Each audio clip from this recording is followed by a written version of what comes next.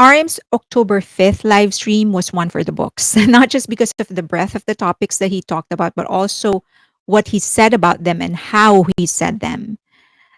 I'm not going to speak for him. He did that eloquently all by himself for almost an hour. I'm here to discuss how his words landed on me, which, judging by the online reactions, the trends, seems quite different from how most people heard him.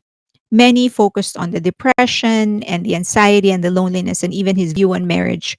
And yes, I heard all of them.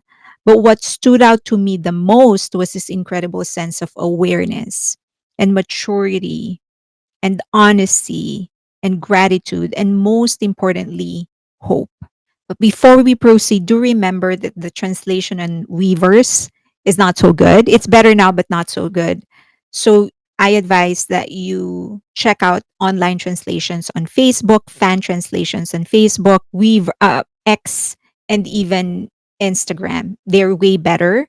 Also, many translators actually provide proper context, and my friends actually translate it to a format or in a way that would be friendlier to native speakers. So they're able to translate it in the way a native speaker would say the things that he's saying. I hope I'm making sense. Okay, let's get to it.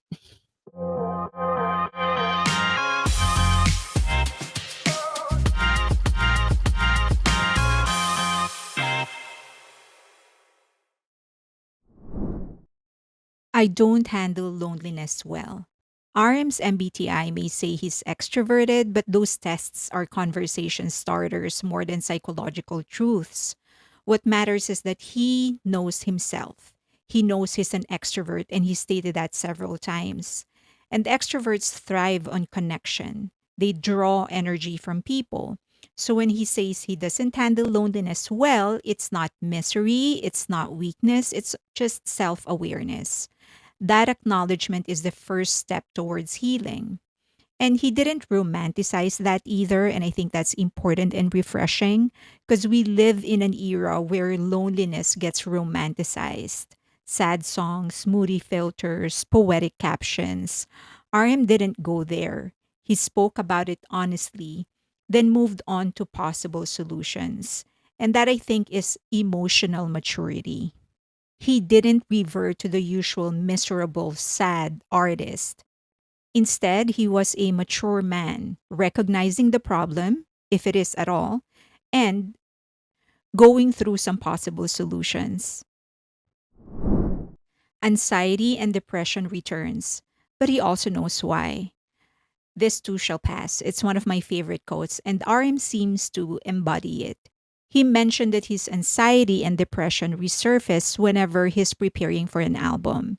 He even knows why, because it's when he spends the most time alone. Again, the extrovert connection. Most of us who deal with mental health struggle can't always pinpoint our triggers, but RM can. And that's, I think, very powerful. It's not just about fixing yourself, it's actually really knowing yourself first. And he reminds us all awareness is progress, healing is never linear, but recognition is half the journey. He did share something interesting, though. He mentioned that after a concert, when everything dims and everything goes dark, there's always that crash. And he tries to fill it up by reading, working out. And on the surface, it feels like something that not many of us can actually relate to. Because how many of us actually do a concert in front of like 60,000 people? But it doesn't have to be just concerts or performances. It can be a happy time we spend with our family or friends, or a date with our significant others, or a day at the park, travel. When those beautiful experiences or moments happen, once it ends and we go down from that high, we do experience that space, that emptiness, that crash. And again, RM offered a solution. For himself, he tries to work out, read, tries to fill up that blank space. And I think we need to learn that when a beautiful moment ends or when a beautiful relationship ends, how do we fill in the gap? Marriage is not a solution to loneliness. This line, unsurprisingly, took over the internet, and I get it. Many of the loudest voices online are women, and marriage is a topic that hits differently depending on the gender and culture. But RM's take was grounded, nuanced, and refreshingly non judgmental. He didn't demonize marriage, nor did he glorify singlehood. He simply said, live how you want and don't cave to the pressure. He spoke of his parents, childhood sweethearts whose love created him, with gratitude. He didn't say marriage is obsolete. He said it's not for everyone, and that's okay. His key point: a single person can only talk about being single, and a married person can only talk about being married. No one's perspective invalidates the other. Advice should be taken as consideration, not commandment. That to me was one of the most balanced insights out there. We often forget that every BTS member, the people we admire, exists because of marriage. To reduce marriage to a societal trap or obligation erases the real love stories that brought them to this world. But at the same time, he acknowledged that not everyone wants marriage or finds the right person for it. And that's valid too. It's a very human stance, not cynical, not idealistic, just real. Most people swing to extremes when talking about relationships. RM didn't. His view was very calm, centered, and deeply self aware. He even said that he's not closing his door to marriage. He said that if he finds the right person, he will. And that's important for us to recognize. To him, it's all about finding the right person. But I want to expand that. It's also about being the right person. And some people simply know that they aren't the type. And that is okay. Just the thought of having to live could be scary. Sometimes it's beautiful, and sometimes it's heavy. If that line doesn't hit you in the gut, check your pulse. No one has life figured out, not even RM. And maybe that's the most comforting thing about this entire live stream, to hear someone so intelligent, successful, and admired say he's scared sometimes makes us all feel a little less lonely, a little less scared, and a little less inadequate. But he also didn't stop at fear. He also recognized the beauty of it all. He doesn't hate life, he doesn't regret it. He sees it for what it is, something beautiful that takes effort to maintain. Because it is. Life is beautiful. But it can be messy, heavy, unfair. We get hurt, we get betrayed, we also betray, we self sabotage. And yet, as he said, it is beautiful. That's not denial, that's simply perspective. That life can be both. What I feel and experience will help shape what's next. This reminded me of what Carrie Fisher once told Meryl Streep: take your broken heart and turn it into art. That quote feels like the essence of RM. He doesn't see pain as identity, he sees it as a raw material. In an era where victimhood often becomes a badge, his take is empowering. You can use your pain, you can shape it into something meaningful. That's how healing becomes art, and art becomes legacy.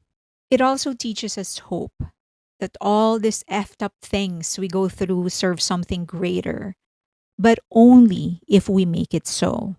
It teaches us that the power still lies in us, that at the end of the day, it is our life, and what we make of it is all up to us. It is important to nourish both body and mind. Simple, true, and often ignored. RM gave this an almost scientific practicality. Take care of your body and mind, and they'll give something back. It's not about being invincible or eternally young, it's about energy, balance, and the ability to show up for yourself and for others. The body isn't a punishment machine, it's a vessel. Take care of it, and it'll take care of you. Again, I think this is a refreshing take. There's so much narrative about not taking care of yourself because it's just about vanity, when in fact it isn't. It's about having a vessel that allows you to do the right things for you and for other people. Gratefulness. RM is fully aware of his privileges, and yes, he's worked incredibly hard, but he doesn't take his comfort for granted. He mentioned casually that he can walk into a restaurant and order 3 dishes, knowing there are people surviving on ramen. That's gratitude in action, acknowledging privilege without guilt tripping anyone, not even himself, just quietly appreciating what he has. He also reminded us that money and recognition aren't the only measure of success. True success is being able to see the good in your life and still wants to grow from it. And that's exactly what he has done in this entire live stream. He has talked about his struggles, but also didn't fail to appreciate the things that he has. And let's grow old together. And as an army, that line felt like a hug. It's comforting to know that the music and the community around it also bring him comfort. But I hope that fans don't take it as a binding promise. RM has a life to live, a full one, with change and evolution built into it. Whatever form of growing old together takes, the essence remains connection. His music saves us, our support sustains him. It's a beautiful exchange. For as long as it lasts, let's enjoy it. Another important takeaway was when he mentioned that he still gets affected by negativities, by the hate, when people say unkind things towards him or about him, because we all hear it, not just influencers or celebrities, but everybody. We hear negative things, we hear scathing things about us. And most of the time, we can recognize when it's not coming from a place of love, when it's not coming from a place of concern, but hate or envy sometimes. But we can't help but still get affected because at the end of the day, we still are a social creature. We were still created to be with other people. We were never meant to live in a vacuum. So it's just natural for us to get affected by those things. But it's also important for us to recognize that there's really nothing we can do about it. We just need to live. And again, it's a mature take. It's not him saying, I don't really care. I don't get affected by those things anymore. It's him admitting, yeah, I get affected. But also, I just try to live better. There's really more to this 1 hour live stream. I think this is one of his more unguarded moments, really one of those times when I feel like he just went on just being himself, not really caring about his status. To a certain degree, I felt like he was there as a friend who just needed to be comforted, just needed to feel that there is somebody on that other side of the screen listening and understanding him. And, and it feels good because, as I've said, their music has helped so many people, and that includes me. So it feels good that more than the sales and the charts or the cheers, he also looks at armies, at us, for comfort beyond those things. It really feels good. But let's all remember that at the end of the day, we are fans. Okay. So let's never ever delude ourselves into thinking that we can just walk into their house or approach them in their private moments. At the end of the day, we're just fans. It's just that the love and the support and the care that we send to them as a collective really helps them. And I think, as I've said, because their music and their presence and the entertainment that they offer comforts us individually, I think the least that we can do is continue to support them until they need it, for as long as they need it. I mean, thank you so much. I would love to hear your thoughts though. Leave them in the comment section below. I interrupted my misinformation series for this because that's just RM. Okay. Please consider donating to the channel. There is a QR code on your screen right now. It goes to all the funds are going into the online magazine, and it's on a soft launch right now. I would appreciate any kind of criticism or suggestion or recommendations. And I hope that by the end of the month or next month, we're actually going to do a full formal launch. Um, Also, please follow me on IG, on X, but more importantly on Patreon. That's where the community is. If you want some discussions on movies, TV shows, other celebrities, not just BTS, but other things as well, please hop on. There is a free tier. And also, please consider joining the YouTube membership. I do have a once a week live stream and an exclusive video. Those things don't go public ever. And that's it. Please, if you can, like the video, subscribe, and hit that notification button. But more importantly, the most important thing is to share the video because that's really helping my channel get recommended by the algorithm more. Thank you so much. See you next time.